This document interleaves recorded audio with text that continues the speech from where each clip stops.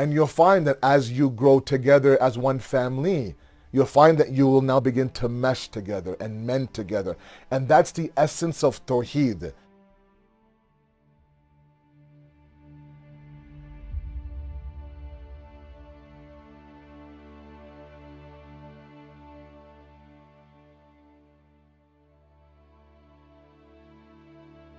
أعوذ بالله من الشيطان الرجيم بسم الله الرحمن الرحيم الحمد لله رب العالمين وبه نستعين وهو خير ناصر ومعين وصلى الله على سيدنا محمد وآله الطاهرين اللهم صل على محمد وآل محمد وعجل فرجهم السلام عليكم ورحمة الله وبركاته. It is such an honor for me to be part of the active Intidhaar project. I pray to Allah subhanahu wa ta'ala to accept the efforts of the team and to help this project grow and to fulfill all the requirements that it has laid out for itself. The theme that I'll be talking about is the discussion on the unity during the life of the 12th Imam. The first thing that we have to understand is that we are not waiting for the arrival of the Imam only. We are actually preparing ourselves for life under the Imam. There's a big difference. I think sometimes we are looking and we are waiting for the big bang of the zuhur of the Imam. And we fail to realize, or maybe I do, that there's going to be an entire hukumat and government led by him for several years after this arrival. And life under that government will look like nothing that we have seen before. And part of it is the fact that he will once again revive, through the beautiful teachings of humanity and justice, once again revive the idea of the collective nature of the human being. And remind us through actions and through principles and through morals and values that we actually are one ummatun wahida, as the Quran says. We're one nation.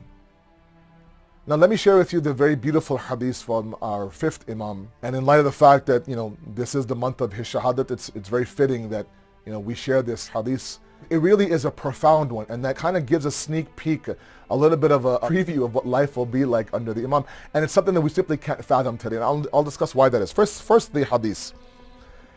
The hadith says that when Al-Qa'im makes his advent, friendship and unity will be established to such a degree that a person will be able to put his hand in his brother in faith's pocket and take whatever he needs without his brother preventing him from doing so.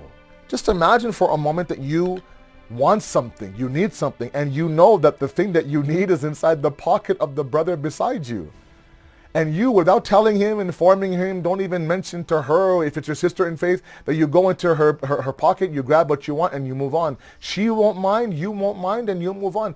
You try that today with your actual sibling. And it points to a reality today that is disturbing, and that is a fard gira'i, as they say, of individualism.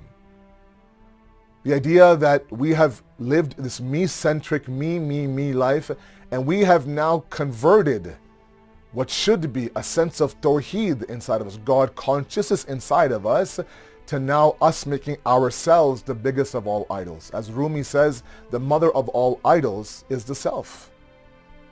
Right? And so naturally, when we have made ourselves the object of our worship, the object of our praise, we put all of our efforts in elevating this idol of the self, then the sheer thoughts of me belonging to a collective group, the sheer thought of me now moving together with another group of people towards Allah subhanahu wa ta'ala is very foreign for me.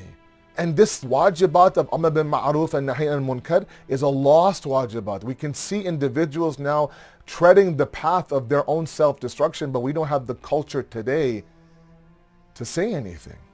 Now our family life, our domestic life, we see a lot of our homes are burning, right? Ya ayyuhalladhina amanu qu anfusikum wa ahlikum naran, the Quran says. Oh, you who believe, protect yourself and your ahl and your family from the fire, be it the fire in this world or the fire the next. Too many times we see 5, 6 people under one roof, but they're 5 or 6 roommates, God forbid, traveling 5 or 6 different individual paths towards God or towards their own worship in their own beliefs. Like we have so much to say about the Ummah at large, about Sunni and Shia issues, about the different paths of Shias. I'm saying that that's a monumental task. It's a huge task. Let's begin with our families, right? Think globally, act locally, as the saying says.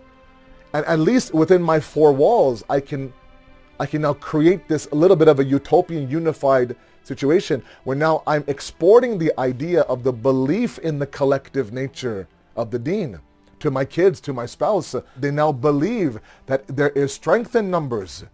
We can get there faster if we get there together. The activity for this month, if not every day, at least once a week, to pray Jamaat prayers inside your home.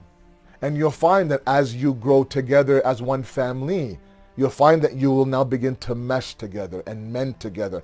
And that's the essence of Tawheed, is the harmonizing of 5 to 6 different paths of life into one.